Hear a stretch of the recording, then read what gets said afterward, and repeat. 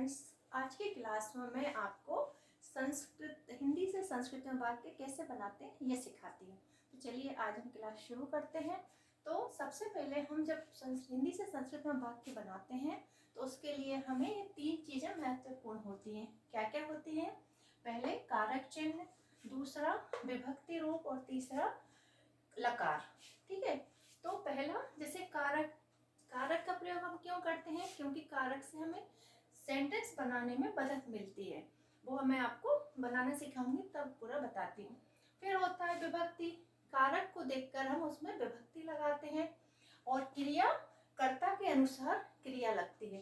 तो चलिए अब हम बनाना सीखते हैं। ये तो आपको पता ही है, कारक चिन्ह क्या होते हैं, विभक्ति क्या होती है और लकार क्या होते हैं, ये सब बच्चों को पता है।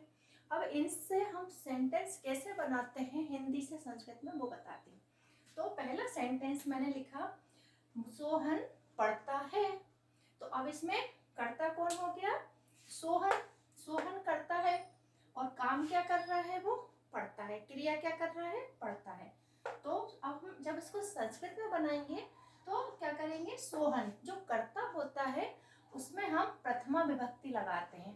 तो प्रथमा विभक्ति राम की क्या होती है? रामा। तो यहाँ पर हमने क्या कर दिया? सोहना। और फिर क्रिया क्या होती है? पठती। एक वचन की क्रिया क्या है? पठती। हाँ, एक चीज और ध्यान रखते हैं, यदि कर्ता एक वचन का होता है तो क्रिया भी हमेशा एक वचन की लगाएंगे। कर्ता द्विवचन का है तो क्रिया द्विवचन की लगाएंगे और कर्ता यदि बहुवचन का है तो क्रिया बहुवचन की लगाएंगे। तो इस प्रकार से हम जब भी वाक्य बनाते हैं तो ऐसा हमें कर्ता क्रिया का ध्यान रखना पड़ता है।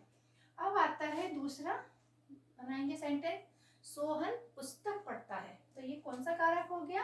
कर्म कारक। कर्म क्या हो गया उसका? पुस्तक। क्या हो गया? सोहन क्या पढ़ रहा है? पुस्तक पढ़ रहा है। पढ़ना तो क्रिया है और सोहन कौन है? कर्ता है। अब कर्म क्या कर रहा है? वो पुस्तक पढ़ रहा है ना। तो सोहन पुस्तक पढ़ता है। तो हम सोहन में तो प्रथम विभक्ति हमने लगाई है, पहले जैसे लगाई थी सोहना। फिर क्या है? पुस्तकम, द्वितीय विभक्ति लग गई है ना। रामम की जगह क्या हो गया? पुस्तक में पुस्तकम हो गया। और पढ़ता है क्रिया धातु वही लग गई, पठती। फिर तीसरा सेंटेंस जब हम इसमें बनाते हैं तो तीसरा कौन सा होता है? करण कारक। अब करण कारक का प्रयोग हम क्यों करते हैं? क्योंकि हमें वाक्य को पहचानने में मदद मिलती है। अब जैसे आपको कारक चिन्ह अभी यहाँ लिखा हुआ है मैंने, और यदि नहीं लिखा है तो हम कैसे पहचानेंगे?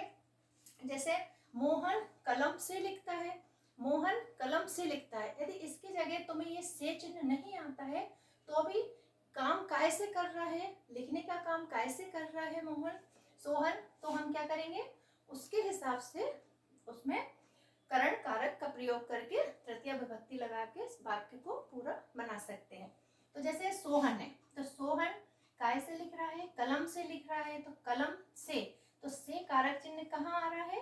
कलम के आगे आ रहा है। तो इसमें हम काय में लगाएंगे? कलम में। तृतीय विभक्ति काय में लगेगी? कलम में। तो राम की तृतीया क्या होती है? रामायण। तो उसको हमने कलम में लगा दिया तो क्या बन गया? कमलेन।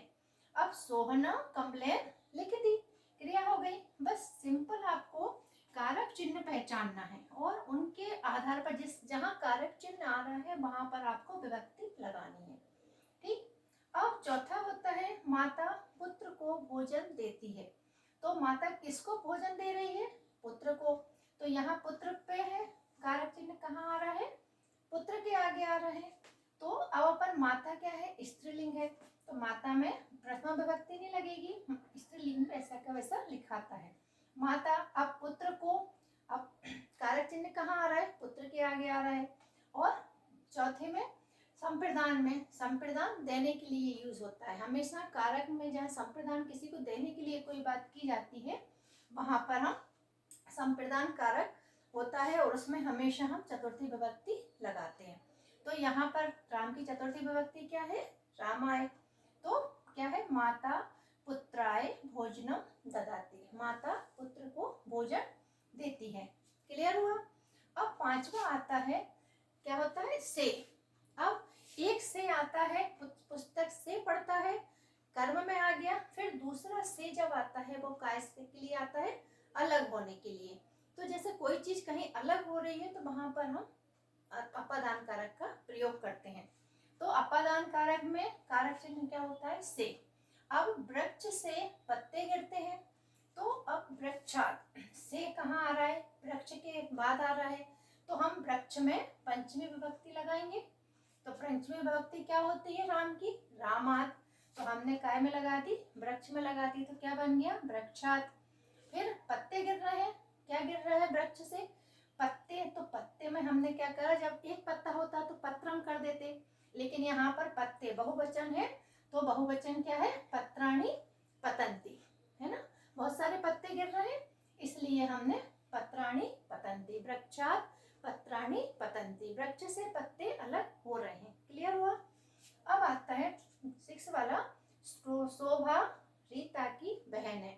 तो यहाँ संबंध बताया जा रहा है, तो संबंध किसके साथ है? शोभा। किसकी बहन है? रीता की बहन है। तो की कहाँ आ रहा है?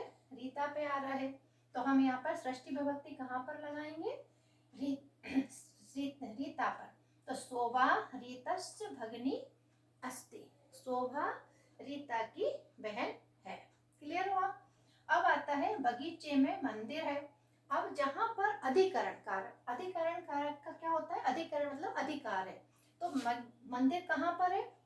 बगीचे में है, तो हमने बगीचे में, तो बगीचे में उद्याने, उद्याने मंदिरम अस्ति, मंदिर कहाँ पर है? बगीचे में है, तो उद्याने मंदिरम अस्ति। ठीक है। अब यदि हम बात करते हैं संबोधन की, तो संबोधन में आता है जैसे हे राम, है ना? हे राम, हे मोहन, है ना? ये संबोधन करते हैं हम। जैसे कहना है हे राम भोजन करो, तो वो संबोधन हो जाता है।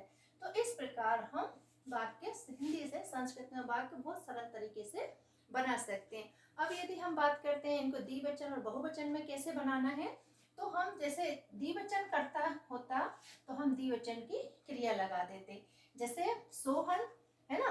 तो सोहन, फिर क्या होता है? पठती, पठता हो जाता है, क्रिया क्या हो जाती? पठती हो जाती, है ना? तो उसमें अपने अलग थोड़ा सा बस क्रिया और कर्ता को एक वचन, द्विवचन, बहुवचन, द्विवचन, द्विवचन का कर्ता है तो द्विवचन की क्रिया लगेगी, बहुवचन का कर्ता है तो बहुवचन की क्रिया लगेगी। इस प्रकार से हम इन सेंटेंस को बनाकर कंप्लीट कर सकते हैं।